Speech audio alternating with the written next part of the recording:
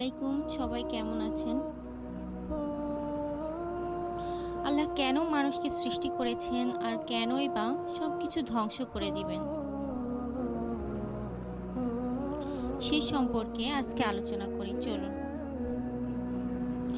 আল্লাহ তাআলা কোরআন সূরা আয-যারিয়াত আয়াত ৫৬তে উল্লেখ করেছেন, আমি জিন ও মানব জাতিকে শুধু আমার ইবাদত করার জন্যই সৃষ্টি করেছি। আর সূরা মুমিনুন আয়াত ১১৫ আল্লাহ তাআলা বলেছেন, আমি আকাশ জমিন ও তাতে যা আছে নিপুণভাবে সৃষ্টি করেছি।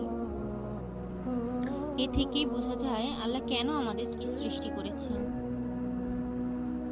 এছাড়াও বহু গ্রন্থে বলা আছে, মানুষকে আল্লাহর খলিফা হিসেবে সৃষ্টি করা হয়েছে, প্রতিনিধি হিসেবে। আমরা অবশ্যই জানি আল্লাহ কোনো কিছুই বৃথা সৃষ্টি করেন না।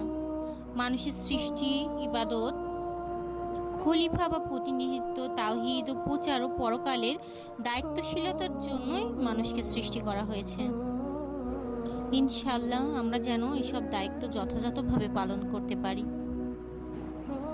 সূরা আরাফে আল্লাহ তাআলা বলেছেন, আর স্মরণ করো যখন তোমাদের রব বনি আদমের পৃষ্ঠদেশ হতে তাদের বংশধরকে বের করলেন এবং তাদেরকে তাদের নিজের উপর সাক্ষী করলেন যে, আমি কি তোমাদের রব নই? তারা বলল, হ্যাঁ, আমরা সাক্ষ্য দিলাম, যাতে কিয়ামতের দিন তোমরা বলতে পারো না যে নিশ্চয় আমরা এই বিষয়ে অনবহিত ছিলাম। অতএব সেদিনই আল্লাহ আমাদেরকে শিখিয়ে দিয়েছেন যে তিনি আমাদের রব,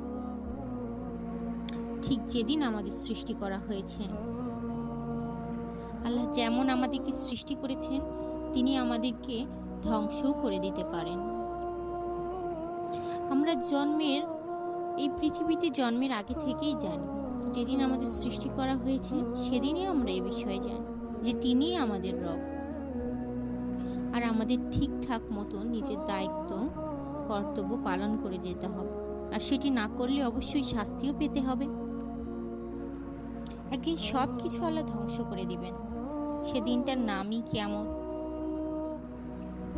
আর এর কারণে সবার বিচার হবে।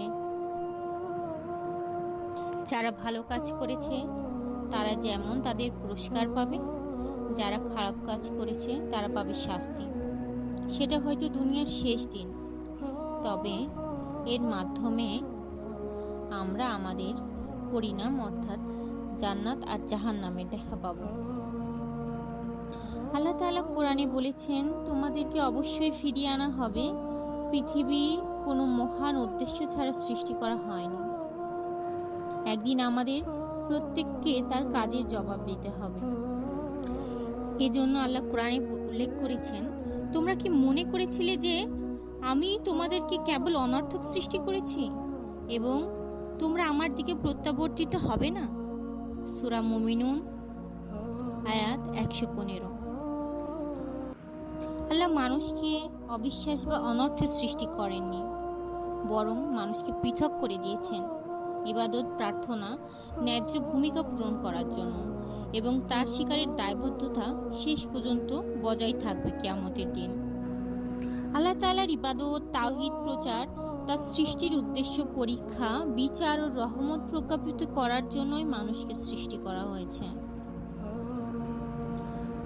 আর যেদিন কিয়ামতের দিন সিংহায় ফু দেওয়া হবে, একটা অজানা সুর রচনা করা হবে, সেদিন আকাশ ভাঁজ করা হবে, অন্যায়কারীদের বিচার করা হবে, আর এই পৃথিবী ধ্বংস হয়ে যাবে। আল কুরআনে অসংখ্যবার বলা আছে, এই পৃথিবী ক্ষণস্থায়ী। আসুন আমরা ঈমান আনি, সৎ কাজ করি, এবং অবশ্যই যারা ঈমান আনে এবং সৎ কাজ করে তাদের জন্য রয়েছে ক্ষমা এবং সম্মানজনক পুরস্কার। নবী মুহাম্মদ সাল্লাল্লাহু আলাইহি ওয়াসাল্লাম বলেছেন, আল্লাহর প্রিয়তম আমল হলো ছোট এবং ধারাবাহিক এবং আন্তরিক আমল। সবাইকে ধন্যবাদ সাথে থাকার জন্য।